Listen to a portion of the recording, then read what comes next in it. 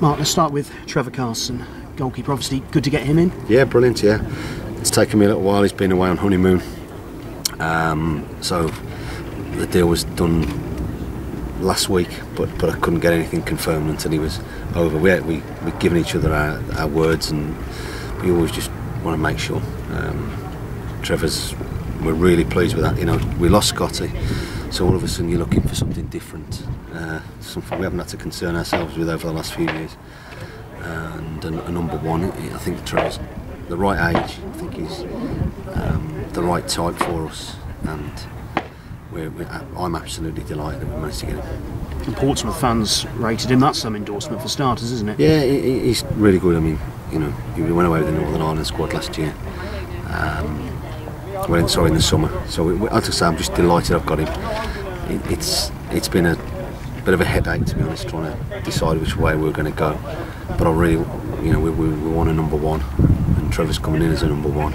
I'm going to try and get him the best I can to put him under pressure, to push him. But after speaking to loads of people about him, everyone's very complimentary, and his work ethic and his attitude and his ability and his ability to play with the ball as well. I'm really happy this happened. And because of the importance of the position, do you almost have to do a little bit more research when you sign a keeper? Yeah, you know, it was something we've not had to think about for a few years. You know, we took Jack Butland on loan, you know, 3 years ago. Since then, Scotty's come in, been brilliant, and it's not something we've just had to keep ticking along. You know, but you know, I've been that many goalkeepers. I've had to do my own work on them. I'm the most qualified goalkeeping person in this club right at this moment in time. Once I knew Trevor was available, I thought he was getting sorted at Portsmouth. Once I knew he became available, I'd made every play a big play to get him, and I say really happy that he's here. And in terms of pre-season starting today, I mean, fitness levels presumably already tested. The two Ians have had them in already. Yeah, they were in last week a few days. It wasn't so much testing; it was just getting ready for this week.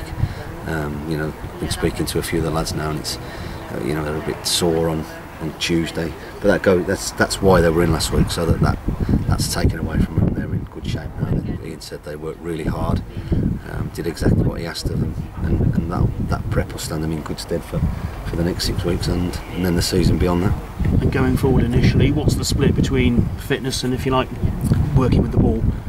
We've got a fitness session this morning and a football session this afternoon. We're straight in, you know. That's why they were in last week. They've got a fitness test at Gloucester University tomorrow. The usual stuff, but it's the first couple of weeks is about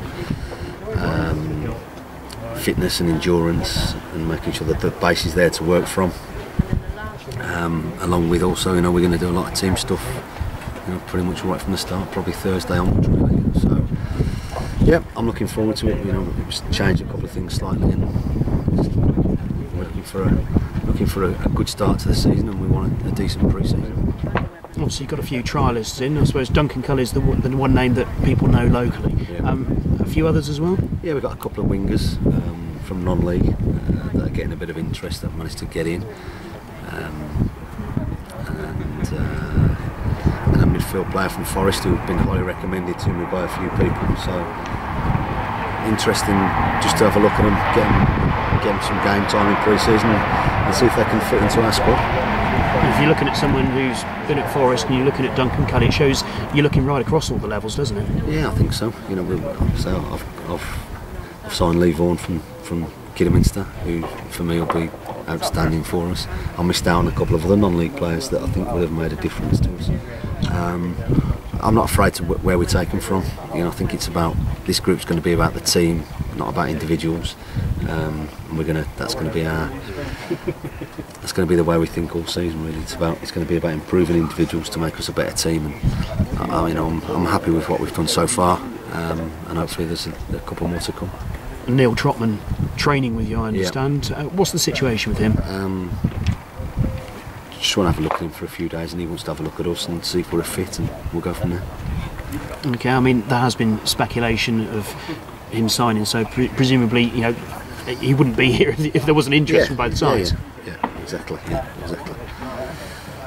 the weekend you finished your UEFA Pro licensed coaching course. I mean, does that make any difference now that it's finished, or I mean, presumably the ideas you've been putting into practice for a good while now? Yeah, it's been really interesting course. Some good work we did. Quite a bit of workload that's now not there. Finished, done, ticked off.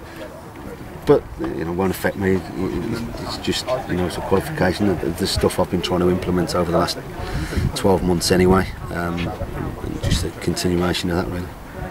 Sean North obviously on the course as well. How much will that help that you both know each other already going into this season? Yeah, of course. Delighted Sean is now on board and ready to go. We're going to enjoy working with him and do the best we can, like we always do. Sean's a fresh voice. He's got some fresh ideas, and hopefully it'll go smoothly. And you talk about the sort of players you want, the young, the hungry, the enthusiastic ones with the smiles on their faces. Yeah. How much can you actually improve those players to mould them into a team and a competitive squad? Well, we haven't gone for star names. Our budget is dictating what we bring in. I'm trying to get the best, well-balanced squad I possibly can, with some hidden gems that I think I've already got and I think will come good for us. And I think with one or two additions can make us a real strong team. We want to be about the team. We are going to be about the team. The players are going to have to buy into that.